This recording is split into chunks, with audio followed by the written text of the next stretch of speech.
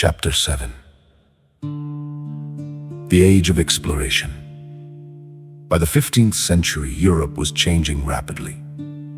The Renaissance had revived learning, the Reformation had stirred religious debate, and the Enlightenment was beginning to shape new ideas about knowledge and society.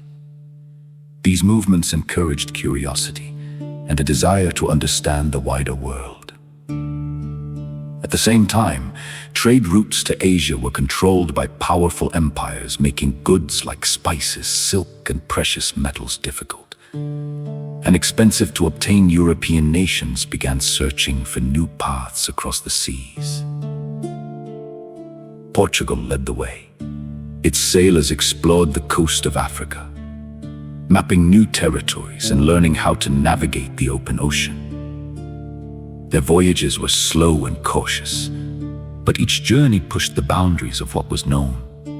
Spain soon followed, driven by the hope of finding a direct route to Asia.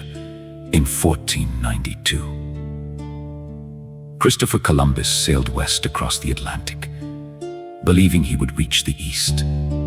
Instead, he encountered lands unknown to Europe. His voyage marked the beginning of sustained contact between Europe and the Americas. These encounters changed the world. European explorers brought new plants, animals, and technologies to the Americas, and carried American crops like corn and potatoes back to Europe. This exchange reshaped diets, economies, and populations on both sides of the ocean. But the Age of Exploration also brought hardship. Diseases carried by Europeans devastated indigenous populations who had no immunity. Colonization disrupted cultures, displaced communities, and created conflicts that would last for centuries. Despite these challenges, exploration continued. Spain established vast territories in Central and South America. Portugal built colonies in Brazil and along the coasts of Africa and Asia. France explored parts of Canada and the Mississippi River. England, though slower to begin, eventually established colonies along the eastern coast of North America. These settlements were small at first, but they grew steadily as people sought new opportunities, religious freedom, or a fresh start. The English colonies developed their own identities. They built towns, farms, and trading networks. They formed local governments and assemblies, often out of necessity. Life in the colonies required cooperation and self-reliance.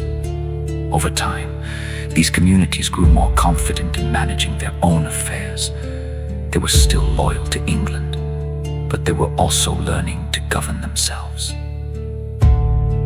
The Age of Exploration matters because it connected the world in ways that had never been possible before.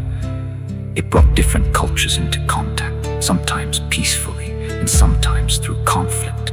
It expanded trade, encouraged migration, reshaped the global economy. Most importantly for our story, it laid the foundation for the English colonies that would one day become the United States. This period did not create freedom or democracy on its own, but it created the conditions where new ideas could take root. It set the stage for the next turning point in our story: the rise of colonial identity, the struggle for independence, and the birth of a new nation.